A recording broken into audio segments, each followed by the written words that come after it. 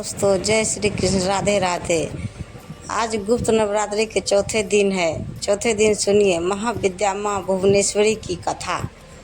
माघ माह की गुप्त नवरात्रि की आज चतुर्थ तिथि है। भक्त और साधक आज माँ आदिशक्ति के भुवनेश्वरी देवी स्वरूप की पूजा अर्चना व साधना करेंगे। माँ भुवनेश्वरी को यश और ऐश्वर्य की देवी कहा जाता है। इसी रूप में माँ ने देवों को दर्शन दिए थे। माँ भुवनेश्वरी को 10 महाविद्याओं में से 4 स्थान प्राप्त है। ऐसी पौराणिक मान्यता है कि माँ भुवनेश्वरी ही जगत में समस्त जीवों का पालन पोषण करती है। इसलिए माँ भुवनेश्वरी को जगत धात्री भी कहा जाता है। उन्हें 14 भुवनों के स्वामी भी कहा जाता है। माँ भुवनेश्वरी को भगवान शिव की सखी के रूप में माना जाता है। ऐसे करें माँ की पूजा। माँ भुवनेश्वरी का पूजन लाल रंग से पुष्प, नैवेद्य, सिंदूर, चंदन, कुमकुम, फल, रुद्राक्ष की माला इत्यादि से करना चाहिए। तत्पश्चात कथा का वाचन करना चाहिए।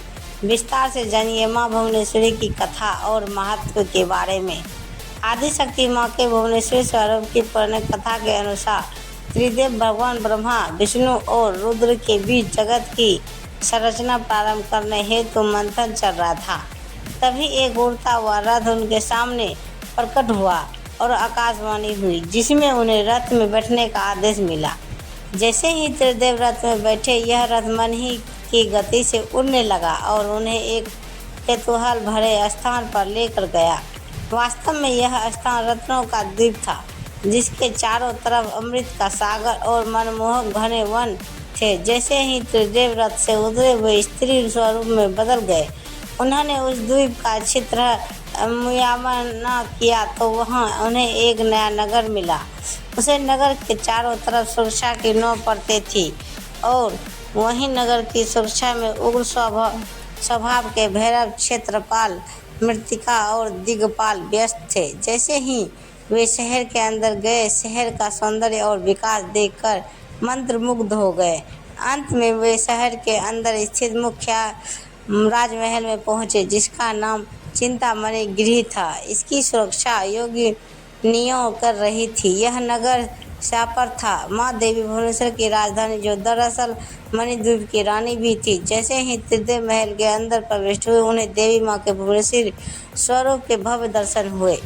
लाल रंग की निराला छठा लिए माँ की 3 आँखें और 4 हाथ थे। उन्होंने लाल रंग के ही आभूषण धारण किए थे।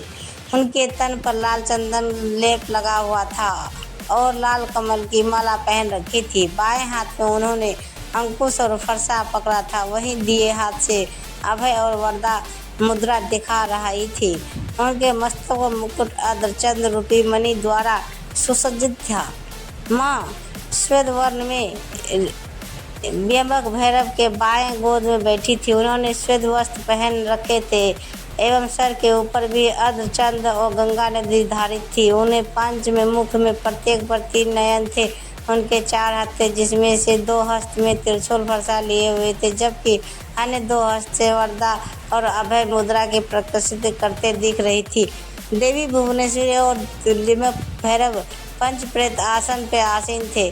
पंच प्रेतासन वह सिंहासन है जिसमें परम शिवा गद्दी के स्वरूप तथा 5 पैरों वाली जगह सदाशिव ईश्वर रूप की सेवा में अनेक योगिनियाँ थी। इनमें से कुछ पंखा डोल रही थी, कुछ कपूर डालकर पान के पत्ते समर्पित कर रही थी, कुछ नए शीशे पकड़ी हुई थी, कुछ घी, शहद और नारियल पानी समर्पित कर रही थी, कुछ माँ के केशों का श्रृंगार करने के लिए तैयार दिख रही थी। वहीं कुछ माँ के मनोरंजन के लिए नृत्य तथा गायन में लुप्त थी। त्रिदेव ने वहाँ पर असंख्य ब्रह्मांड देखे। हर ब्रह्मांड में उनकी तरह ही त्रिदेव थे और यह सब उन्होंने माँ भुवनेश्वरी के पैरों के नाखून में ही देख लिया था। कुछ ब्रह्मांड की रचना ब्रह्मा जी कर रहे थे, कुछ विष्णु जी द्वारा पाले जा रहे थे, वहीं कुछ रुद्रदेव द्वारा संहारित किए जा रहे थे। त्रिव्यक ब्रह्मा जी की इच्छा शक्ति द्वारा उत्पन्न माँ भुवनेश्वरी ने त्रिव्यक के 3 स्वरूप बनाए, ब्रह्मा, विष्णु और रुद्र। इस तरह त्रिव्यक के 3 ही स्वरूप है। तत्पश्चात देवी माँ भुवनेश्वरी ने अपनी शक्तियों त्रिदेव को प्रदान की। ब्रह्मा जी के लिए देवी सरस्वती, विष्णु जी के लिए देवी लक्ष्मी तथा रुद्र जी के लिए देवी काली को अवतरित किया तथा उन्हें उनकी जगहों पर स्थापित किया। ब्रह्मा और सरस्वती ने मिलकर एक ब्रह्मा रूपी अंडा बनाया। रुद्र और काली ने इसे तोड़ा, जिससे पंच तत्व उत्पन्न हुए। इसके बाद पंच तत्व का उपयोग कर ब्रह्मा और सरस्वती ने संपूर्ण ब्रह्मांड की रचना की तथा विष्णु और लक्ष्मी ने इसके पालन पोषण का हर कार्य किया।